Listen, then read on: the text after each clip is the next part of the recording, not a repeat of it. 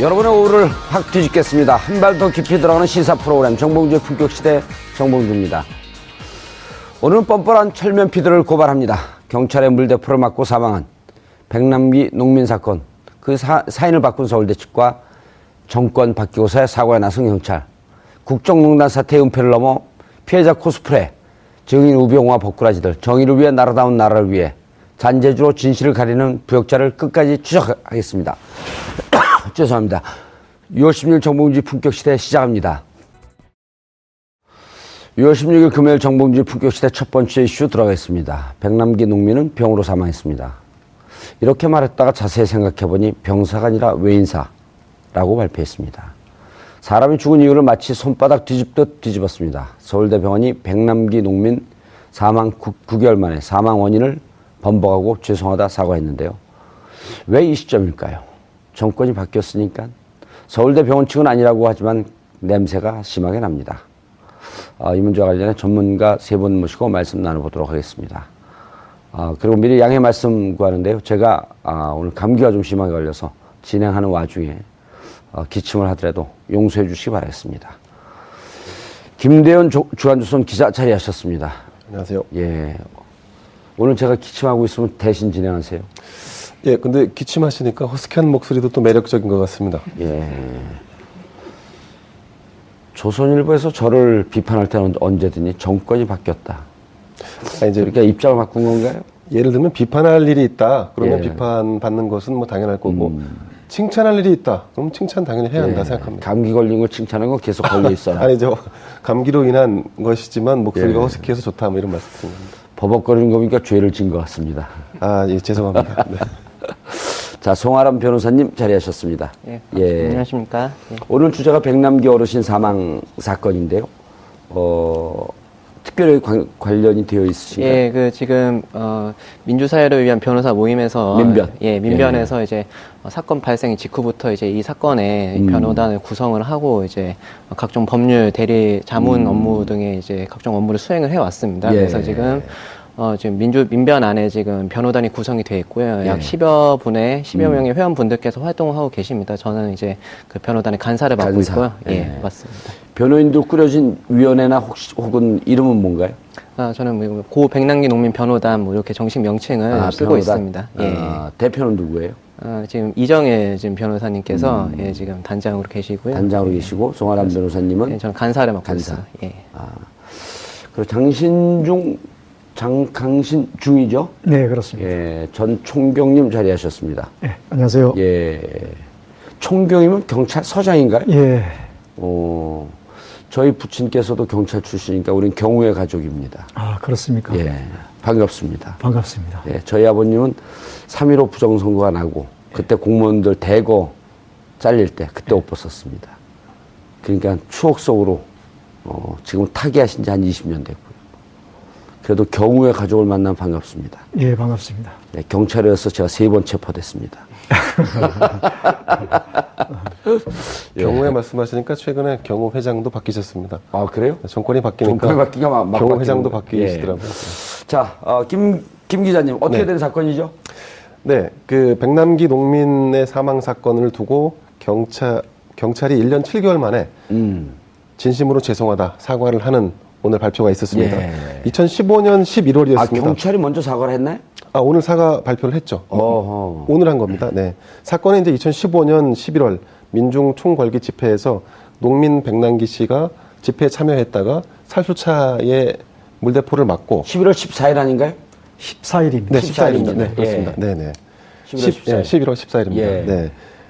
그래서 병원으로 실려가게 됐는데 백남기 씨가 2016년 9월 25일 날 결국 병원에서 사망하게 됩니다. 예. 사망한 이후에 사망 진단서를 발급하는데 사망 진단서에 당시 그 백선아 교수 명의로 예.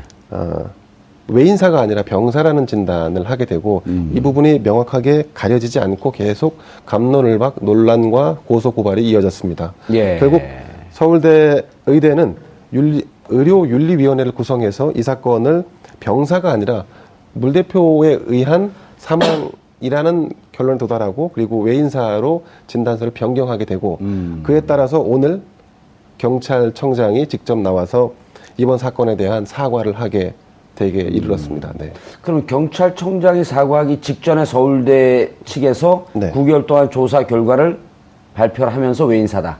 그렇습니다. 아마도 9개월이 아니고요. 정확히 예. 얘기하면 유가족들이 이 부분에 대한 문제가 있다고 해서 의료법 소송을 제기했고 예. 그 소송에 따라서 서울대 의대 측에서는 윤리위를 구성했습니다. 그리고 병사가 아니라 외인사라고 발표한 것은 지난 6월 13일이었습니다. 6월 13일. 네, 그렇습니다. 아, 외인사였다라고 하는 것은 6월 13일. 그러니까 어제 발표한 건 아니네요. 네, 그렇습니다. 예.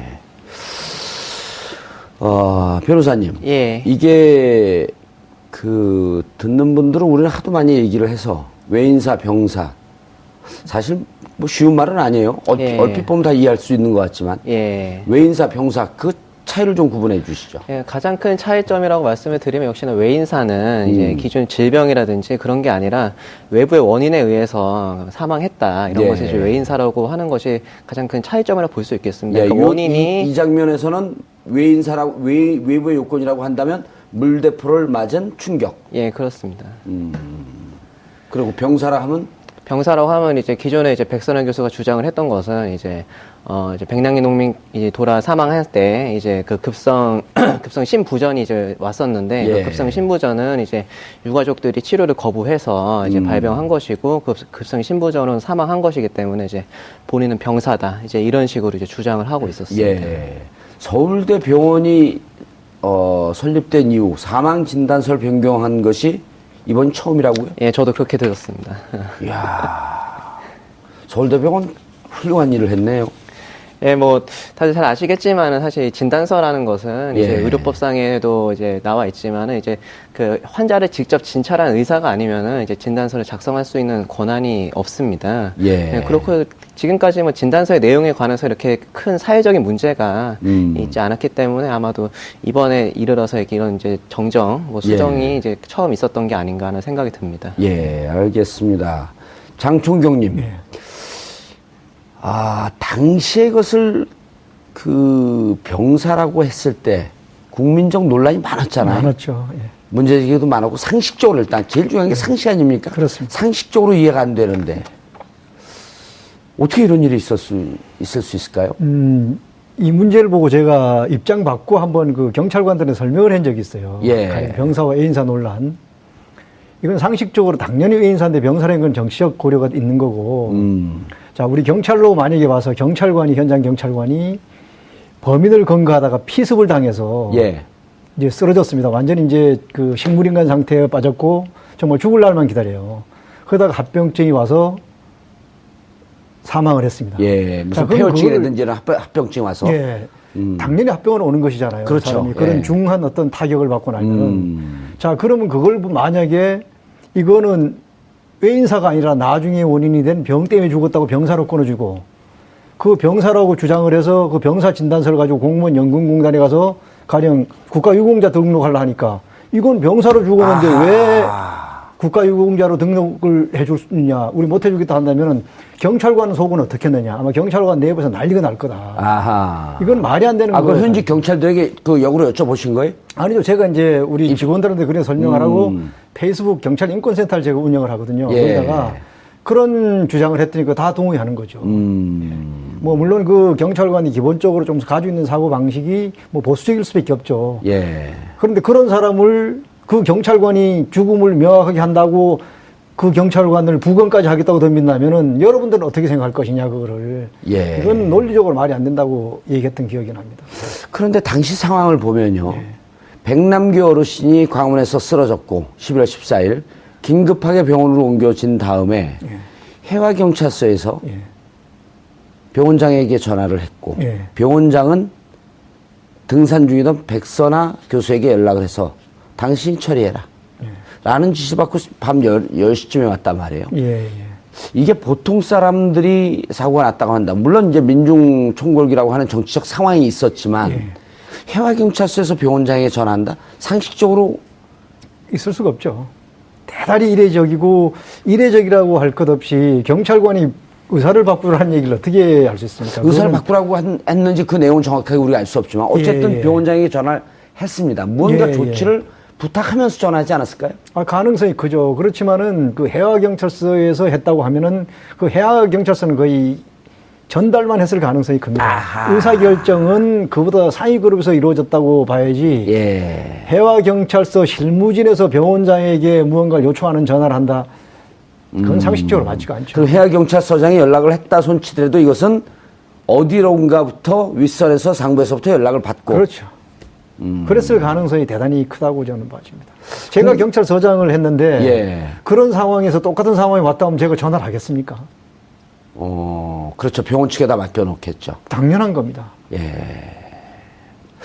송 변호사님. 예. 그런데 이게 그때 당시에 문제 제기를 했잖아요. 그렇죠. 그럼 예. 변호사분들도 그건 한 1년 6개월 동안 예. 그 2년 가까이를 함께 하면서 예. 이 부분에 대해서 법적으로 연명하고 있었다라고 하는 상황에 대해서도 문제 제기를 했었고 예. 가족들도 중간에 여러 차례 문제 제기를 했지 않았습니까?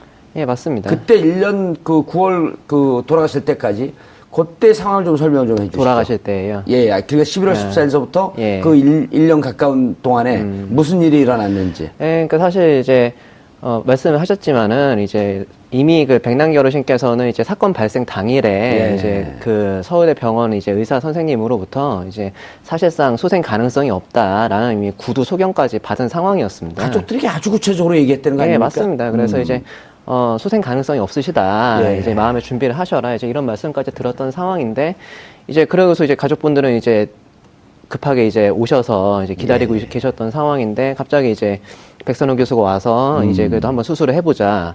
라는 밤 10시가 넘은 시간 아니에요? 예, 매우 늦은 시각이었습니다. 등산복을 입고. 예, 그렇죠. 예, 그래서 아하. 근데 또 이제 가족분들 입장에서 봤을 때는 사실 어쨌건 아버지가 지금 돌아가실 위기에 처했는데 어쨌건 수술을 하면은 조금이라도 이제 생명을 연장할 수 있다라고 하면은 누구나 거기에 동의할 수밖에 없지 않겠습니까? 지푸라기라도 잡는 예, 심정으로. 맞습니다. 그래서 이렇게 수술을 하시게 된 상황이었고 이제 뭐 아시는 바와 같이 근데 그런 수술을 했음에도 불구하고 그 돌아가실 당시까지 2016년 9월 25일까지 의식을 회복하셨던 적은 단 한 번도 없었습니다. 예, 이제 의식을 회복하시지 못한 채로 이제 서울대학교 병원 중환자실에 그동안 쭉 이제 입원해 계셨던 것이고요. 예, 그런 상황이었습니다.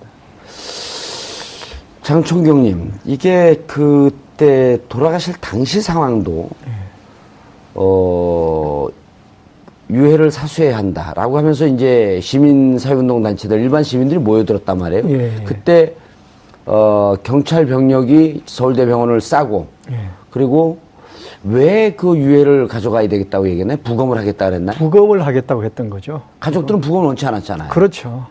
그 어떻게 그런 일이 부검이라는 있을 수가 게- 있죠? 가족들이 그러니까요. 원치 않는데. 뭐 가족 원하는 거하고 관계없이 이제 형사법적으로 부검을 할 수 있다고 봐지는데요. 부검을 할수 있다? 예, 그런데 아하. 그것이 대단히 이제 중요한 의미를 가지고 있죠.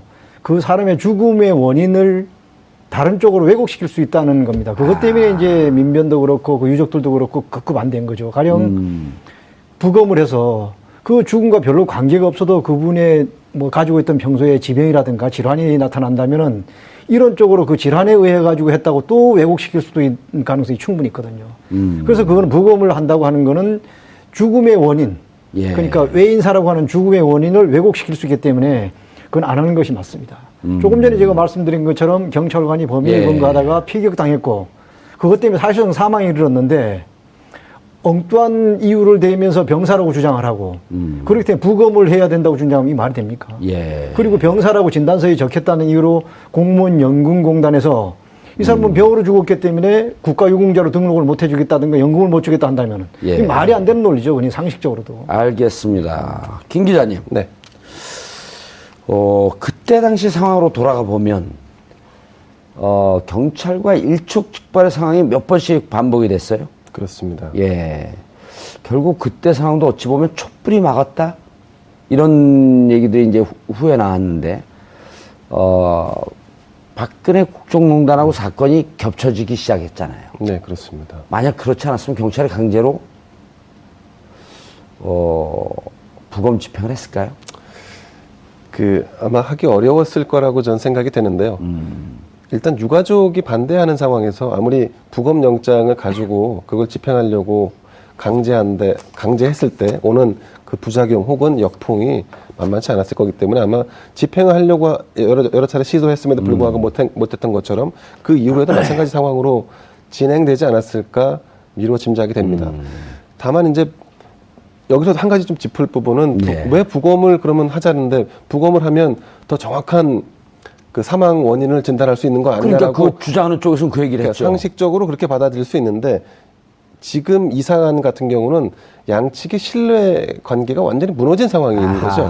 그러니까 유가족 입장에서 볼 때는 서울대병원에 사망 진단서가 이미 나왔는데 그것을 병사라고 처리했기 때문에 그 이후부터는 서울대병원의 어떤 조치나 아니면 행동에 신뢰를 할 수 없다. 경찰 측의 조치도 마찬가지고. 마찬가지인 거죠. 그렇기 때문에 이제 이 부검을 했을 경우에 나올 수 있는 결과도 사실은 신뢰를 주기 어렵다라고 판단을 한 것 같습니다. 예. 그래서 이제 사실 이제 다시 원점으로 돌아오면 이 문제는 서울대병원이 개원 이래 처음으로 사망 진단의 원인을 바꾼 사례였습니다. 그러니까요. 그렇기 때문에 그동안에도 이런 사례들이 있었는데 노출되지 않았을 가능성이 충분히 개연성은 있고 그래서 이 신뢰를 회복하는 차원의 문제로 좀 서울대병원은 접근할 필요가 있을 것 같습니다. 예. 정권의 차원의 문제에서 신뢰 차원으로 묘하게 물타기를 하시네. 그 정권 차원의 문제라고 이제 그 부분은 이게 과연 정권 차원의 문제였는지 아닌지는 이제 앞으로 추가적으로 진행될 수사에서 드러나지 않을까 싶습니다. 예, 알겠습니다. 변호사님. 예. 외인사라고 밝혔어요. 예. 그럼 이제 가해자가 나와야 됩니다. 그렇습니다. 예. 예. 그냥 외인사라고 밝히고 경찰에 사과하고 넘어갈 일은 아니죠. 맞습니다. 뭐 이제 잘 아시는 얘기겠지만 이제 저희도 이제 사건 발생 직후에 이제 강신명 전 경찰청장을 비롯한 이제 그 가해 경찰관들을 이제 미필적 고의에 의한 살인미수 그 당시에는 돌아가시지는 않으셨기 때문에 혐의로 이미 서울중앙지검에 고발을 한 바가 있었습니다. 그 바로 다음 주였습니다. 이제 사고가 난 지 바로 다음 주에 고발을 했었고 이제 해를 넘겨서 이제 저희가 2016년 3월경에 이제 마찬가지로 이제 그 가해 경찰관들과 이제 대한민국을 대상으로 이런 위협한 직사살수 행위로 인해서 이제 여러 종류의 피해를 입으신 이제 그 백남기 어르신과 이제 유가족분들의 손해를 배상하라는 취지로 저희가 또 이제 손해배상 청구 소송을 서울중앙지방법원에 제기를 했었습니다. 이 두 가지가 이제 민사 형사의 그 큰 축이라고 볼 수 있을 것 같고요. 이제 그 외에도 저희가 이제 헌법재판소에 이제 이런 직사살수 행위 자체가 이제 헌법상 보장된 그 백남기 농민의 여러 가지 기본권, 뭐 생명권이라든지 뭐 집회자 이런 것들을 침해했다는 취지로 또 마찬가지로 헌법선도 낸 상황이고요. 근데 이제 이게 외인사로 나왔기 때문에 이제는 고소 내용도 살인 미수가 아니라 미필적 고의에 의한 살인. 바꿔줘야 되는 거 아닌가요? 맞습니다. 저희가 뭐 여러 가지 방안을 검토를 하고 있고요. 마찬가지로 지금 뭐 검찰도 이제 기사를 보니까 그런 이제 지금 이제 정정된 사망 진단서를 이제 자기도 확보하겠다 이런 식으로 지금 기사가 나왔는데 당연히 저희도 이제 진단서를 확보를 해서 이제 검찰에 제출도 하고 이제 별도의 의견을 뭐 밝혀야 되지 않나 이런 생각을 하고 있습니다. 그러면 이제 백남기 어르신 사망 사건이 이제 2라운드로 들어간다 이렇게 봐도 되나? 네, 지금 뭐 하나의 큰 계기가 좀 되었다고 보시면 될 것 같습니다. 장 총장님, 총경님, 그때도 많은 언론에서 언론 환경이 좋지 않음에도 불구하고 직사 실험을 했단 말이에요. 경찰이 얘기하는 뭐 경찰이 이제 동영상으로 안전하다 뭐 이렇게 들고 있어도 별로 큰 피해도 없고 그런데 이제 언론사에서 고발 프로그램에서 실험해 보니까 유리창이 깨지고 차가 뭐 휘청할 정도로 날아가고 그게 경찰이 주장했던 거하고 틀려요? 그거는 그 당시 경찰이 뭐 진짜 좀 합리적이지 않은 주장을 했던 거죠. 이 살수차 이 수압을 올려서 쏘면 사람 몸이 날아가는 건 보통인데 그걸 위험하지 않다고 주장했던 자체가 사실은 어불성설이었고요. 사람한테 그걸 직사로 더군다나 수압을 올려서 쏜다는 거는 그건 매우 위험한 일이죠. 그건 안 되는 겁니다. 규정 위반한 건가요? 그건 이제 구체적으로 조사를 해봐야 되겠죠. 그 당시에 살수를 할 때 그 뭐 RPM이라든가 이런 것이 얼마였는지 이런 부분을 갖다 구체적으로 짚어봐야 되는 건데 이 문제는 뭐 그러니까 살수에 대한 기본 매뉴얼 원칙이 있을 거 아니에요. 그럼요. 기본적으로 곡사를 해야 됩니다. 곡사 이 집회에서 현역으로 계실 때 물대포 쏴보신 적 있어요? 뭐 저희들은 물대포는 안 했어도 저 기동대도 여러 번 있었지만 예전에 몇 년도에 그 퇴직하셨어요? 저는 2013년도였습니다. 2013년이면 광우병 당시에 현역에 계셨을 때고. 아, 그때 당시 있었죠. 예. 기본적으로 뭐 예전엔 재류탄 같은 것도 사람에게 물이라는 게 속도가 올라가면 이건 사실 돌이나 마찬가지로 신체 위험을 줄 수 있는 거거든요. 그렇기 때문에 그런 부분은 다 곡사를 해야지 기본입니다. 곡사라고 하는 것은 하늘로 이렇게 쌓고 그렇죠. 사람- 떨어지는 힘에 의해서 그러니까 일단 한번 힘을 빼고 그렇죠. 힘을 빼고 떨어지는 힘에 의해서 이렇게 집회하는 분들에게 조금 약간의 위험한 가할 정도이지 직사를 하는 순간 직접 발사하는 순간 그건 위험한 거죠. 그리고 더군다나 그때는 이제 초겨울 날씨였거든요. 예. 그렇죠. 초겨울 11월 시에 14일 이 날. 찬 물로 만지면 살을 에이는 듯한 어떤 충격이 옵니다. 예. 기본적으로 그거는 곡사를 해도 사람이 몸에 물이 젖으면 추워서 몸이 떨리기 때문에 이제 그 군중들을 갖다가 해산시키는 그런 정도 효력은 발휘하거든요. 예. 그럼에도 불구하고 사람에게 직사살수했다는 건 그건 대단히 부적절한 거죠. 야, 우리 대학교 다닐 땐 그 이한열 열사의 예. 사태도 있고 그랬었지만 총류탄은 이제 화가 나면 경찰들이 45도 각도 발사 원칙을 어기고 직접 대놓고 쏘거든요. 그러니까 세월이 바뀌었지 총류탄이 물로 바뀐 거네요, 그게. 그렇죠. 근데 그 부분은 그 개개의 경찰관보다는 그 명령 체계. 지휘부를 그걸 됩니다. 철저하게 그런 걸 못하고 통제하라고 그 지휘관들을 갖다가 파트로 세우는 거거든요. 예. 근데 그건 지휘 체계가 무너졌다는 거 아닙니까? 그렇죠. 그 책임은 이번에 이 지휘 체계가 무너진 걸까요? 아니면 지휘 체계에서 살수하라고 명령을 내린 걸까요? 그랬을 가능성은 좀 희박하다고 보고요. 저는 이번 것을 만약에 수사를 하면은 예. 딱 한 가지 짚어야 할 것이 뭔가 하면은 바로 이제 그 민중 제2차 총궐기대의 예. 집회관리 대책 회의를 분명히 경찰청에서 했을 겁니다.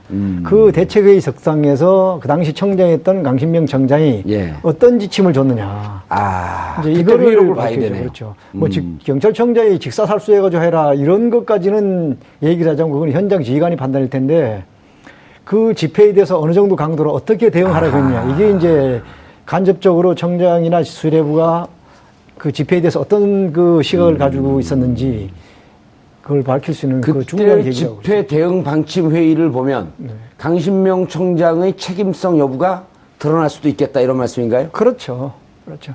이제 대형 집회가 있으면은 서울경찰청에서 그 이제 집회를 관리를 하고요. 예. 그 서울청장이든 차장이든 그다음에 경비부장, 정보관리부장 이런 사람들이 이제 이렇게서 경찰청에서 이제 보고를 하게 됩니다. 경찰청 이제 경비정보라인하고 같이 청장 예. 참석하에. 그럼 그 자리에서 청장이 기본적인 지침을 주죠. 예. 총경님, 예. 살수차에서 참수리차? 개그하는 겁니까? 저도 참 이게 무슨 뜻이에요, 참수리차는? 저도 지금 그 발표를 보고 좀 얼굴이 뜨거웠습니다. 이게 언제 이렇게 바뀌었어요? 그게 뭐 아마 이제 수사권 조정 문제가 나오고 며칠 안 돼서 바로 아마 이제 그 참수리차로 바꾸겠다. 그 참수를 하는 이유는 물 숫자 뭐 1월 2자 해가지고 물을 예. 이렇게 이용한다. 물을 참되게 이렇게 한다. 이 가뭄에 물대기 할 때 물레방 하나 돌리는 거랑은 몰라도 이게 어떻게 이렇게 이용할 수 있다는 게 전 그러면 납득이 이제 정권 교체된 이후에 이게 나온 건가요? 그렇죠. 부끄러우시죠? 네, 좀 근데 장총경님 사과할 일은 아닙니다. 예. 경찰 인권 운동하시는 분이 왜 여기서 사과를 합니까? 물대포 안 쏘는 사회가 제일 좋은 사회 아니에요. 그렇죠. 그리고 이 물대포 부득불하게 쏘게 되면 네. 좀 위험만 가하고. 이제 살수차라고 우리가 살수차는 이제 물대포라고 하는데 예. 이제 이런 경우가 있어요. 자꾸 이제 외국하고 비교를 하는데 제가 이 집회를 그 문제 때문에 꽤 여러 나라를 가서 그쪽에 경비 경찰들하고 회의도 하고 자료도 많이 받아오고 있습니다. 예. 가령 런던 같으면은 그 런던 경찰청 그 경비부서에 가서 예. 직접 이제 그런 걸 교감을 하고 있는데 만약에 저런 그 유럽 쪽이나 미국 쪽에 살수차가 동원됐다면은 그거는 이미 집회가 아니라 폭동입니다. 거의 그럴 때 단계에 들어서면서 그걸 하지 우리나라처럼 이렇게 평화 행진 차원에서 그 앞을 가로막고 서는 그런 집회 관련은 없습니다. 사실은 지금까지 우리 언론이나 정부의 발표에 그게 거짓이었던 거죠. 국민을 속인 겁니다. 직접 가서 본 제가 이렇게 집회는 바뀌어야 된다고 이 보고서까지 만들었었거든요. 그때 그 유럽 쪽에 유럽과 비교하면 우리 무척 평화적인. 그럼요. 이런 집회면은 아마 그 유럽 쪽 같으면은 경찰관들이 보호하면서 갈 겁니다. 다른 쪽에서 방해를 할까봐. 제가 그 촛불 그 집회 때 한 12월 달쯤에 이제 프랑스에서 한류에 이렇게 폭 빠진 아이돌 가수들이 왔어요. 프랑스인들. 그 친구들 한 너댓 명이 이제 우리 촛불 문화제에 왔는데 그 친구들 한 20대 초반의 남성 이렇게 섞여 있는데 너무 이상하다는 거예요. 이렇게 많은 사람이 왔는데 하나도 왜 안 때려부시냐요. 그렇죠.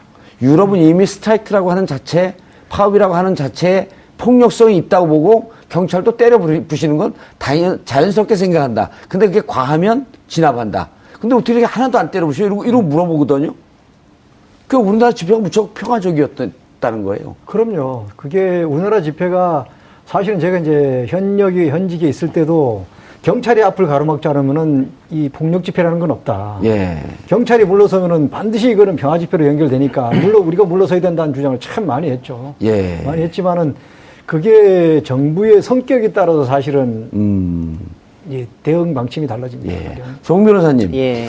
그 백도라지 씨, 그 백남기 어르신 딸이죠. 예. 이분이 경찰이 바깥에서 선언하는 것과 가족들을 대하는 것과 너무 표리부동한 모습을 보인다. 예.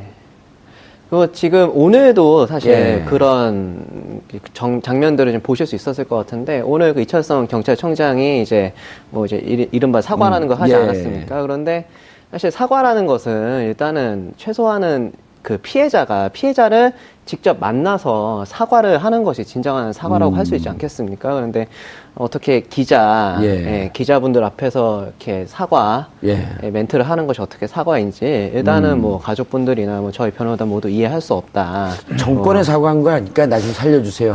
정말 참 예. 답답한 상황입니다. 저희 입장에서는. 예. 알겠습니다. 김 기자님. 네. 이제 문제가 그 이철성 경찰총장이 요즘 이벤트를 많이 해요. 아, 그렇습니까? 예. 돈봉투 술자리 만찬 네네. 조사하겠다고 그러질 않나. 수사 가능한가요? 검찰이 어떻게 하냐에 따라 달라질 것 같습니다. 예, 네. 그것도 수사하겠다 그러고. 네. 검경 수사권 분리 얘기가 나오면서부터 벼랑이나 이런 그 퍼포먼스가 많아졌어요. 오늘도 그런 퍼포먼스 중에 하나 아닌가요? 글쎄 이건 뭐 퍼포먼스라고 뭐 치부하는 것은 조금 좀 무리한. 일단 사과는 의미는 있다. 저 사과는 의미가 있죠, 당연히. 예. 개인적 생각입니까? 조선일보 논점입니까? 예. 사견을 전제로 말씀드리자면 예. 아마도 뭐 회사도 마찬가지일 텐데요. 올바르지 않은 일을 이른바 이게 사필 규정이지 않습니까? 바로 잡는 거에 대한 부분, 그리고 그 부분을 시인하는 거 아주 의미가 있다 생각합니다. 다만 이제 그 장신중 총경님도 계시지만 예. 우리의 죄송합니다. 집회 문화라는 게 과거 이 독재 시대나 아니면 80년대, 90년대를 거쳐오는 시대의 집회 문화에서 크게 또 벗어나지 않은 측면도 없지 않아 있습니다. 지난번 이제 박근혜 대통령의 국정농단 사건, 최순실 국정농단 사건으로 있었던 촛불 집회는 정말 진일보한 집회죠. 진일보한 예. 집회였는데 사실 그 전까지 있었던 집회는 집회마다 대척하고 하면서 이게 집회를 물리적 충돌을 사실은 양측이 물리적 충돌을 하지 않겠다고 경찰도 마찬가지고 집회 참가자도 마찬가지고 그런 차원에서 집회를 시작하지만 사실은 집회에서 얘기하려고 하는 이슈나 메시지를 강하게 전달하려고 하면 충돌이 야기되는 상황이 훨씬 더 유리한 구조인 거죠. 또 예. 경찰은 예컨대 위에서 그러니까 집회는 신고를 하게 되는데 신고할 때 아시겠지만 장소와 시간을 다 정하게 됩니다. 그래서 거기에 따라서 이제 이 집회 해산 여부를 결정하게 되는데 경찰 입장에서는 시간이 경과하고 정해진 장소를 벗어났을 경우에 이제 해산을 결정하고 그럼 해산하라 지시를 내리면 이번처럼 물대포를 쏘거나 해서 강제 해산이 진행되는 거죠. 예. 그러니까 이제 이런 부분에 대한 우리가 전체적인 문화를 좀 바꿀 필요는 좀 있지 않나 싶습니다. 예, 알겠습니다. 정봉주의 품격 시대에서는 여러분의 소중한 의견을 받습니다. 샵 5400으로 다양한 의견 보내주시기 바라겠습니다. 100원의 정보 이용료가 부과됩니다.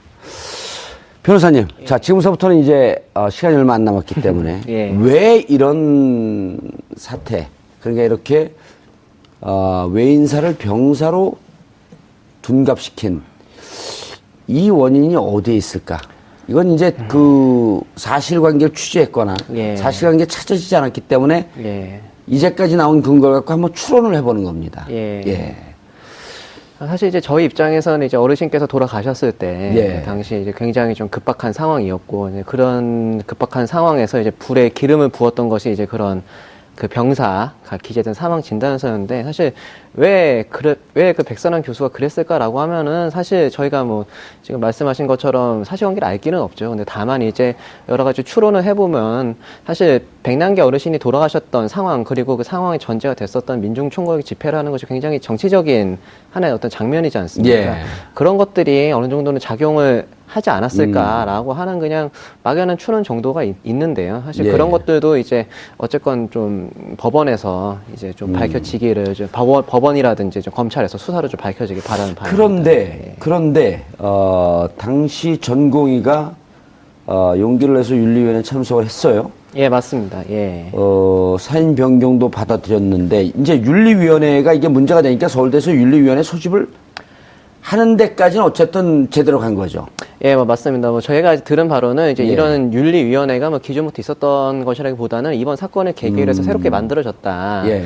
특히나 이제 전문가라고 하면은 사실 굉장히 전문가의 말은 굉장히 무겁고 신뢰가 있지 않습니까? 근데 그런 전문가의 신뢰가 깨지고 이제 서울대학교 병원이라는 이제 국내 유명 병원, 유수의 병원에 어떤 신뢰가 최고 신뢰의 병원이죠. 그렇죠. 예, 예. 무너진 상황에서 이런 것들 어떻게 하면은 다시 신뢰를 회복할 수 있을 것인가라는 차원에서 이제 그런 게 새로 만들어졌다고 이제 저도 듣긴 했습니다. 예. 듣긴 했는데 이제 거기서 이제 일단은 여러 가지 그 위원회에서 이제 신경외과에다 질의도 하고 이제 뭐 백선환 교수라든지 그 해당 전공의를 불러서 이제 의견도 듣고 뭐 그런 과정을 이제 굉장히 오랫동안 거쳐서 이번 사망 진단서 정정이 나오게 된 것이고 그 발단은 이제 어쨌건 이제 가족분들께서 이제 또 별도의 소송을 통해서 서울대 병원과 뭐 백선화의 책임을 물었기 때문에 이렇게 그런 또 일을 하게 됐다라고 또 어제 또 기자회견에서 그렇게 말씀도 하셨고요. 예. 부원장이. 예.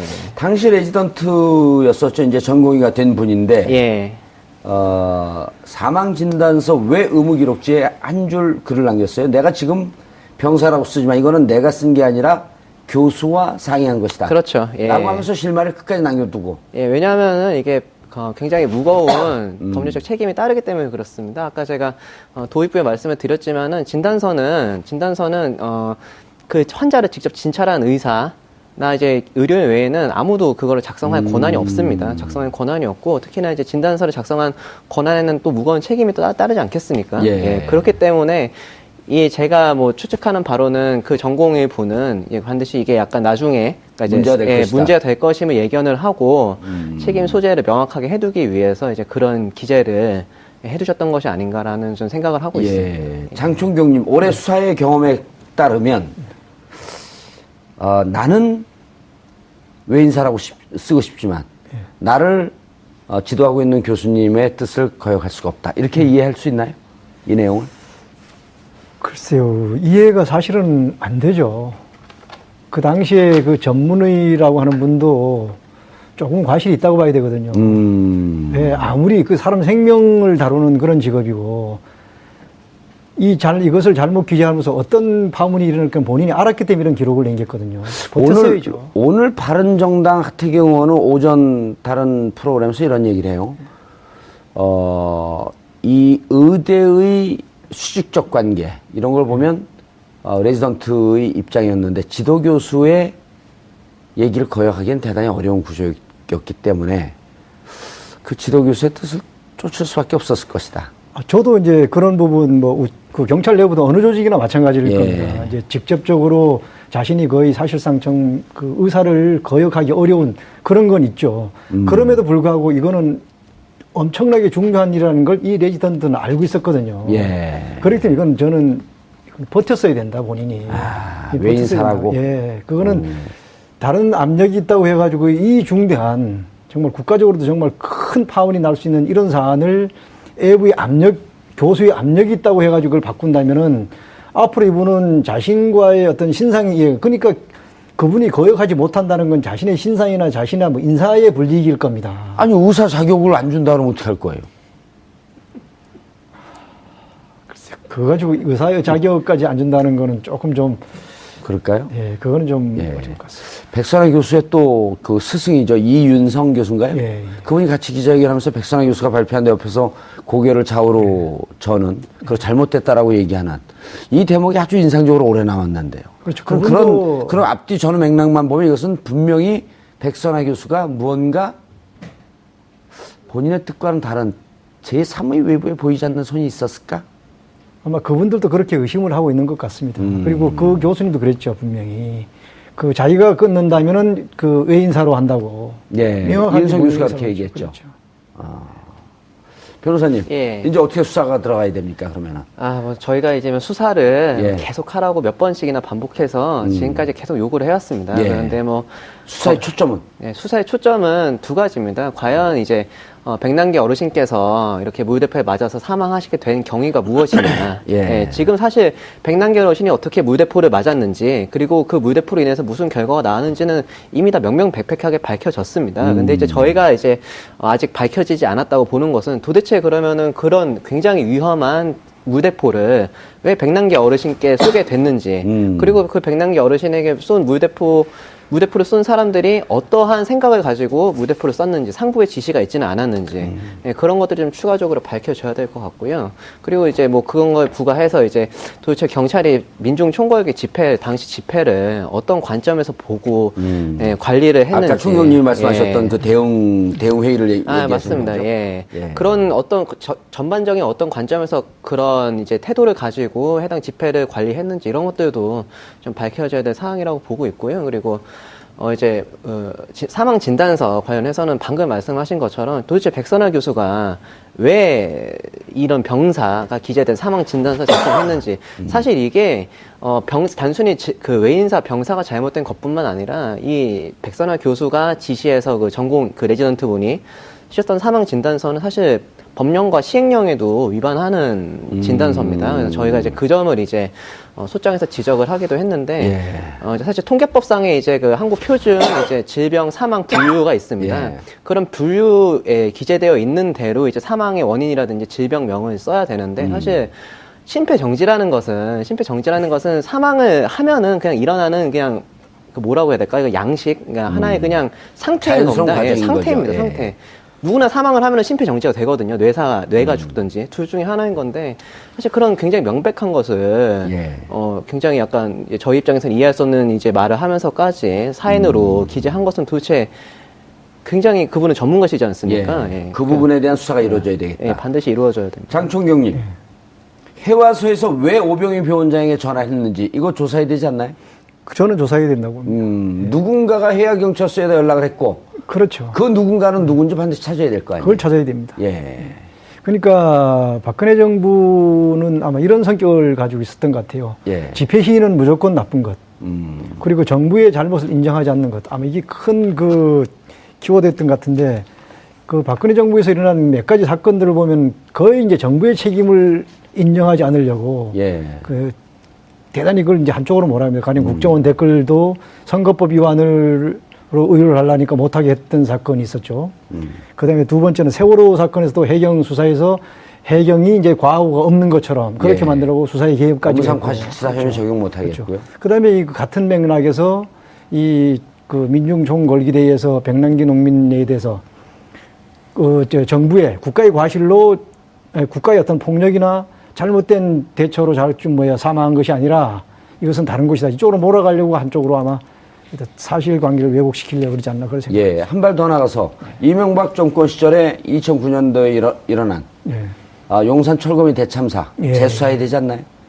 그것도 그것도 분명히 저도 필요성 분명히 느낍니다. 예. 그렇게 무리한 어떤 지시를 누가 했는지. 국가 권력의 과도한 폭력성 지난 9년 동안 다 조사해야 되지 않을까요? 예, 그렇죠. 알겠습니다. 백남기 어르신 이 돌아가신 지 이제 올해 11월 14일이 되면 2주기가 됩니다.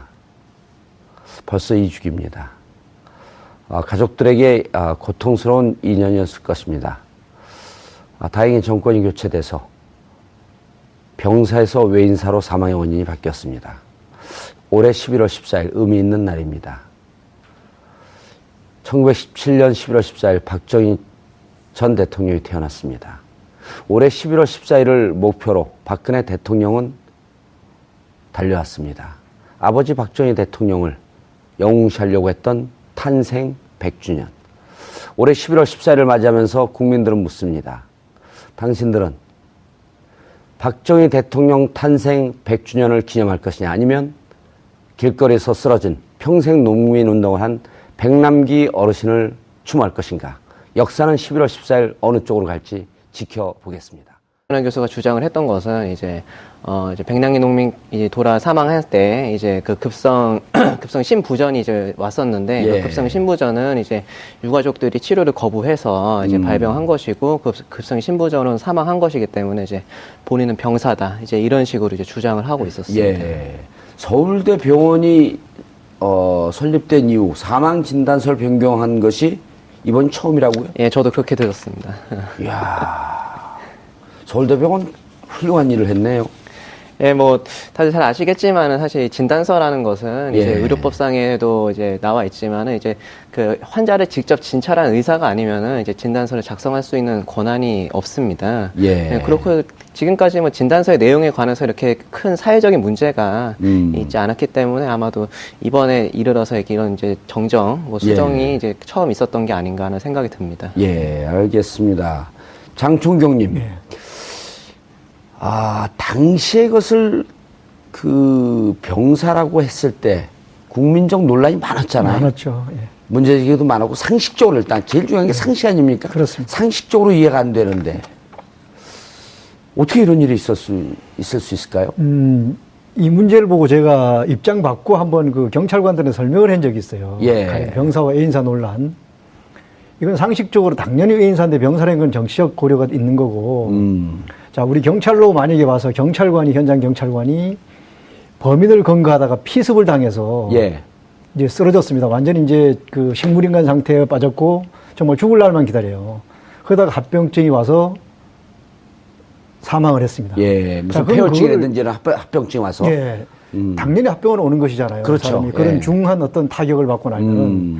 자, 그러면 그걸 만약에 이거는 외인사가 아니라 나중에 원인이 된 병 때문에 죽었다고 병사로 끊어주고 그 병사라고 주장을 해서 그 병사 진단서를 가지고 공무원 연금공단에 가서 가령 국가유공자 등록하려 하니까 이건 병사로 죽었는데 왜 국가유공자로 등록을 해줄 수 있냐, 우리 못 해주겠다 한다면은 경찰관 속은 어떻게 했느냐, 아마 경찰관 내부에서 난리가 날 거다. 아하. 이건 말이 안 되는 거예요. 그럼 현직 경찰들에게 그 역으로 여쭤보신 거예요? 아니죠. 제가 이제 우리 직원들한테 그래 설명하라고 페이스북 경찰 인권센터를 제가 운영을 하거든요. 예. 거기다가 그런 주장을 했더니 그거 다 동의하는 거죠. 뭐 물론 그 경찰관이 기본적으로 좀 가지고 있는 사고 방식이 뭐 보수적일 수밖에 없죠. 예. 그런데 그런 사람을 그 경찰관이 죽음을 명확하게 한다고 그 경찰관을 부검까지 하겠다고 덤빈다면은 여러분들은 어떻게 생각할 것이냐, 그거를. 예. 이건 논리적으로 말이 안 된다고 얘기했던 기억이 납니다. 그런데 당시 상황을 보면요. 백남기 어르신이 광운에서 쓰러졌고 11월 14일 긴급하게 병원으로 옮겨진 다음에 해화경찰서에서 예. 병원장에게 전화를 했고 예. 병원장은 등산 중이던 백선아 교수에게 연락을 해서 당신이 처리해라 라는 지시 받고 밤 10시쯤에 왔단 말이에요. 예, 예. 이게 보통 사람들이 사고가 났다고 한다. 물론 이제 민중 총궐기라고 하는 정치적 상황이 있었지만 해화경찰서에서 병원장에게 전화한다? 상식적으로 있을 수가 없죠. 대단히 이례적이고, 이례적이라고 할 것 없이 경찰관이 의사를 바꾸라는 얘기를 어떻게 할 수 있습니까? 의사를 그거는 바꾸라고 했는지 그 내용은 정확하게 우리가 알 수 없지만 어쨌든 예, 예. 병원장에게 전화를 했습니다. 무언가 예, 조치를 부탁하면서 전화하지 않았을까요? 가능성이 크죠. 그렇지만은 그 해화경찰서에서 했다고 하면은 그 해화경찰서는 거의 전달만 했을 가능성이 큽니다. 아하. 의사결정은 그보다 상위 그룹에서 이루어졌다고 봐야지. 예. 해화경찰서 실무진에서 병원장에게 무언가를 요청하는 전화를 한다. 그건 상식적으로 맞지가 않죠. 그럼 해화경찰서장이 연락을 했다 손치더라도 이것은 어디론가부터 윗선에서 상부에서부터 연락을 받고 그렇죠. 그랬을 가능성이 대단히 크다고 저는 보고. 특별히 관련이 되어 있으신가요? 예, 그 지금 민주사회를 위한 변호사 모임에서 민변. 민변에서 이제 사건 발생 직후부터 이제 이 사건에 변호단을 구성을 하고 이제 각종 법률 대리 자문 업무 등의 이제 각종 업무를 수행을 해 왔습니다. 예. 그래서 지금 지금 민변 안에 지금 변호단이 구성이 되어 있고요. 약 예. 10여 명의 회원분들께서 활동을 하고 계십니다. 저는 이제 그 변호단의 간사를 맡고 간사. 있고요. 예, 예. 맞습니다. 변호인들 꾸려진 위원회나 혹은 이름은 뭔가요?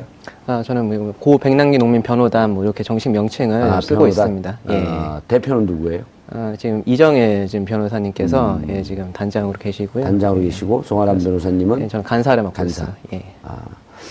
그리고 장강신중이죠? 네, 그렇습니다. 예, 전 총경님 자리하셨습니다. 네, 안녕하세요. 예, 총경이면 경찰서장인가요? 예. 저희 부친께서도 경찰 출신이니까 우리는 경우의 가족입니다. 아, 그렇습니까? 예, 반갑습니다. 반갑습니다. 예, 저희 아버님은 3.15 부정선거가 나고 그때 공무원들 대거 잘릴 때 그때 옷 벗었습니다. 그러니까 추억 속으로 지금 타계하신 지 한 20년 됐고요. 그래도 경우의 가족을 만나면 반갑습니다. 예, 반갑습니다. 네, 경찰에서 제가 3번 체포됐습니다. 경우에 말씀하시니까 최근에 경우 회장도 바뀌셨습니다. 아, 그래요? 정권이 바뀌니까 정권이 바뀌니까 막 경우 바뀌는 회장도 거예요. 바뀌시더라고요. 자, 김 기자님, 어떻게 네. 된 사건이죠? 네, 그 백남기 농민의 사망 사건을 두고 경찰이 1년 7개월 만에 진심으로 죄송하다 사과를 하는 오늘 발표가 있었습니다. 예. 2015년 11월이었습니다. 아, 경찰이 먼저 사과를 했나요? 오늘 사과 발표를 했죠. 어허. 오늘 한 겁니다. 네. 사건은 이제 2015년 11월 민중 총궐기 집회에서 농민 백남기 씨가 집회에 참여했다가 살수차에 물대포를 맞고 11월 14일 아닌가요? 14일입니다. 네, 14일 14일입니다. 입니다. 네, 그렇습니다. 예. 네, 네. 11월 14일. 11월 14일입니다. 예. 네. 그래서 병원으로 실려가게 됐는데 백남기 씨가 2016년 9월 25일 날 결국 병원에서 사망하게 됩니다. 예. 사망한 이후에 사망 진단서를 발급하는데 사망 진단서에 당시 그 백선아 교수 명의로 예. 외인사가 아니라 병사라는 진단을 하게 되고 이 부분이 명확하게 가려지지 않고 계속 갑론을박 논란과 고소 고발이 이어졌습니다. 예. 결국 서울대 의대는 의료윤리위원회를 구성해서 이 사건을 병사가 아니라 물대포에 의한 사망이라는 결론에 도달하고 그리고 외인사로 진단서를 변경하게 되고 그에 따라서 오늘 경찰청장이 직접 나와서 이번 사건에 대한 사과를 하게 되게 이르렀습니다. 네. 그럼 경찰청장이 사과하기 직전에 서울대 측에서 네. 9개월 동안 조사 결과를 발표를 하면서 외인사다. 그렇습니다. 아마도 9개월이 아니고요. 정확히 예. 얘기하면 유가족들이 이 부분에 대한 문제가 있다고 해서 의료법 소송을 제기했고 예. 그 소송에 따라서 서울대 의대 측에서는 윤리위를 구성했습니다. 그리고 병사가 아니라 외인사라고 발표한 것은 지난 6월 13일이었습니다. 6월 13일. 네, 그렇습니다. 아, 외인사였다라고 하는 것은 6월 13일. 그러니까 어제 발표한 건 아니네요. 네, 그렇습니다. 예. 변호사님. 예. 이게 듣는 분들은 우리는 하도 많이 얘기를 해서 외인사, 병사.